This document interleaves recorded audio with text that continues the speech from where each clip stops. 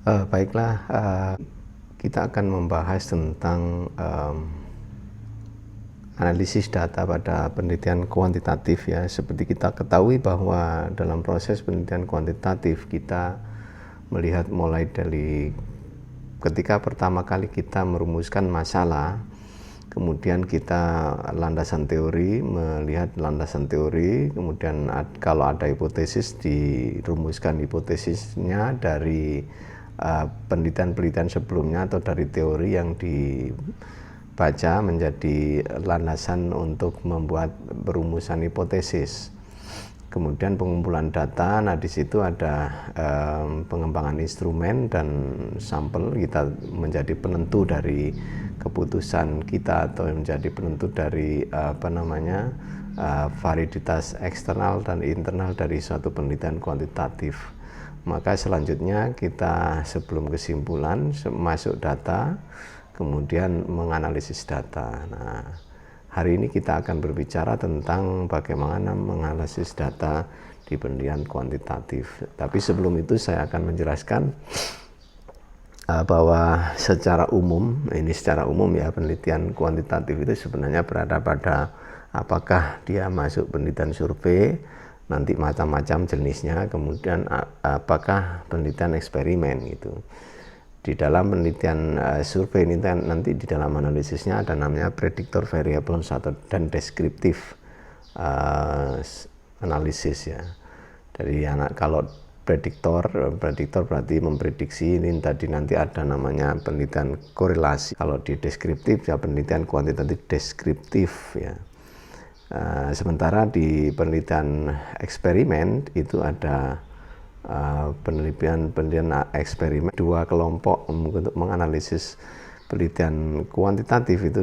Kalau dikelompokkan menjadi dua kelompok besar di dalam statistik itu, ada kelompok korelasi dan itu to correlate ya, kalau di dalam SPSS itu korelasi, dan kelompok to compare mean ya, itu compare mean itu kelompoknya penelitian eksperimen. Di korelasi itu menjelaskan tentang prediksi dengan prediksi ya, jadi memprediksi satu variabel dengan mengetahui variabel yang lainnya gitu. Nah, nanti tentang jumlah variabelnya itu bermacam-macam, itu menjadi satu patokan untuk apakah kita memilih satu dari beberapa prosedur statistik yang ada, apakah path analysis atau regresi atau korelasi biasa dan seterusnya. Nah, sementara di compare mean itu ada namanya UJT, ANOVA dan seterusnya, tergantung berapa variabel yang akan kita selidiki. Sementara di tengah-tengah ada namanya deskriptif statistik ya. Jadi deskriptif statistik itu perangkat statistik, prosedur statistik yang digunakan untuk hanya memotret gambaran frekuensi dan seterusnya. Itu. Baik, saya jelaskan dulu sebelum membicarakan banyak tentang tentang analisis data. Kita mengetahui dulu jenis-jenis penelitian kuantitatif ya. Mungkin mereview lagi karena beberapa kemarin sudah saya terangkan.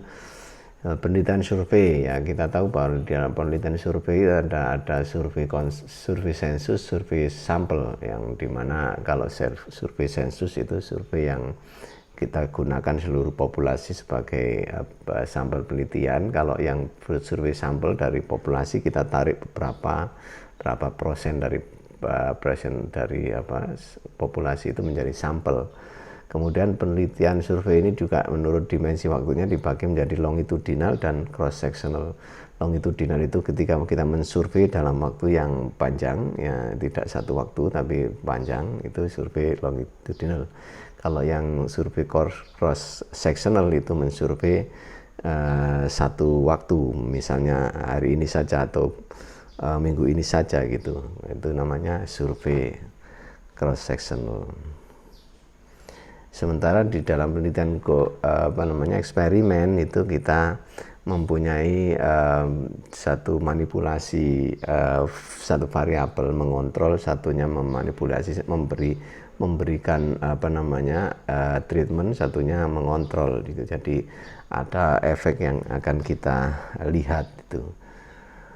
Kemudian penelitian ex post facto itu penelitian yang menyelidiki sebab akibat dari variabel ya. Jadi satu variabel dilihat, nanti variabel yang lain diprediksi. Tapi kalau dikorelasi itu menyelidiki prediksi ya. Jadi kompleksitas fenomena kita ambil satu variabel untuk mengikuti atau memprediksi satu variabel yang lain. Nah, ini lebih condong ke penelitian survei. Jadi di statistiknya itu lebih ke sana ya. Jadi lebih ke penelitian survei itu, sehingga asosiasinya menggunakan penelitian survei.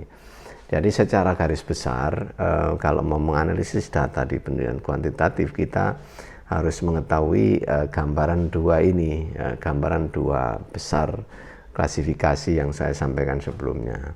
Apakah kita masuk pada to correlate? Nah, kalau to correlate berarti kelompoknya di prediktor variabel, atau kelompoknya regresi, path analysis dan seterusnya. Nah, di situ ada correlation ya.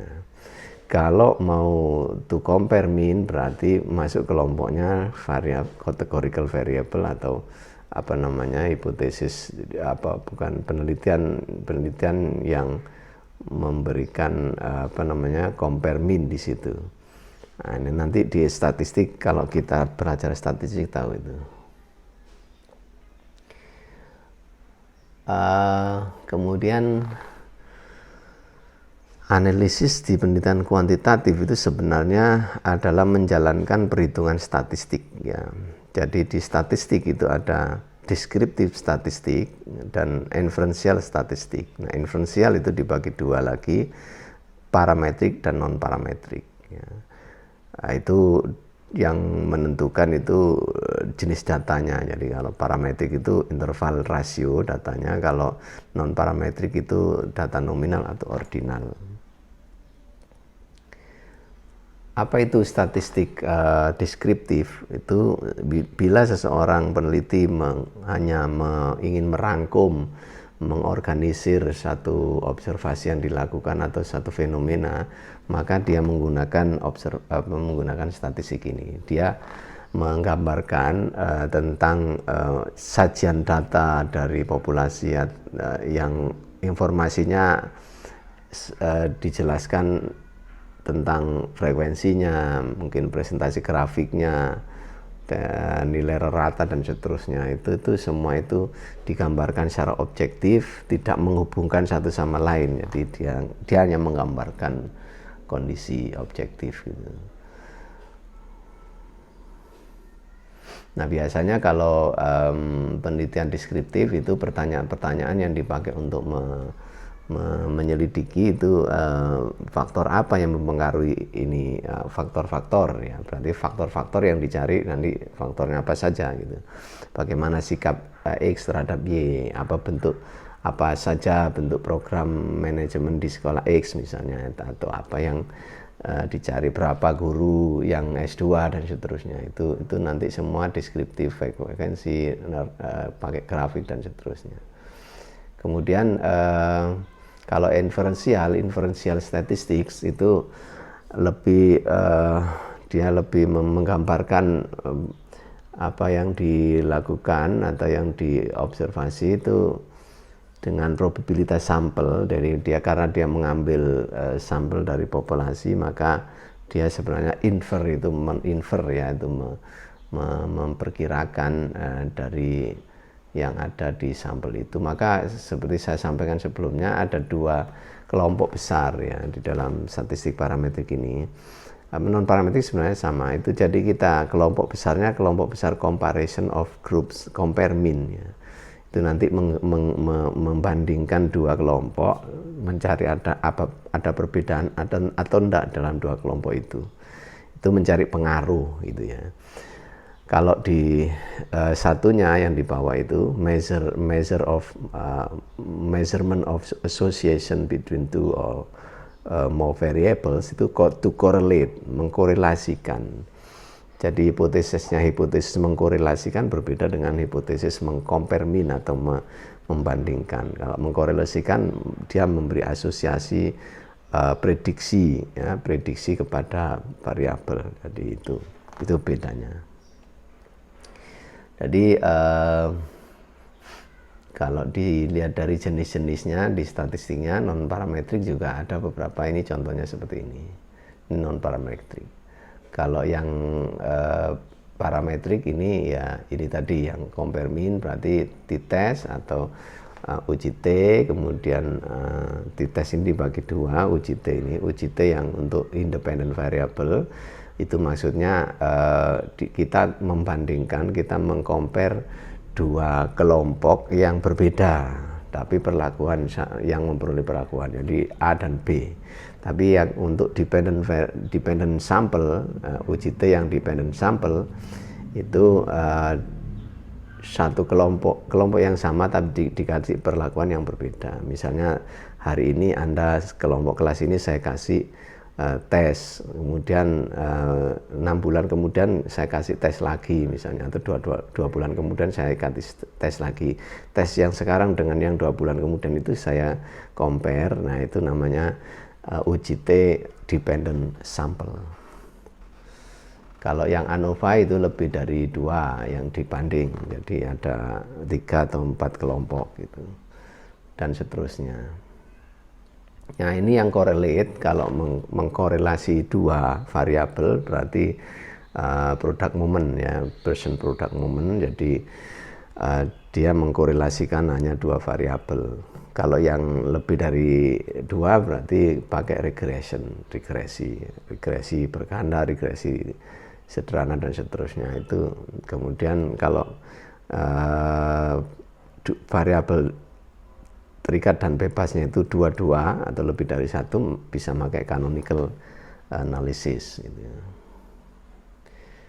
Nah, pertanyaan-pertanyaan biasanya seperti ini. Kalau kita pakai yang kelompoknya compare mean, yang kelompoknya membanding tadi, itu pertanyaannya apakah terdapat perbedaan antara X dan Y, atau apakah terdapat pengaruh X terhadap Y,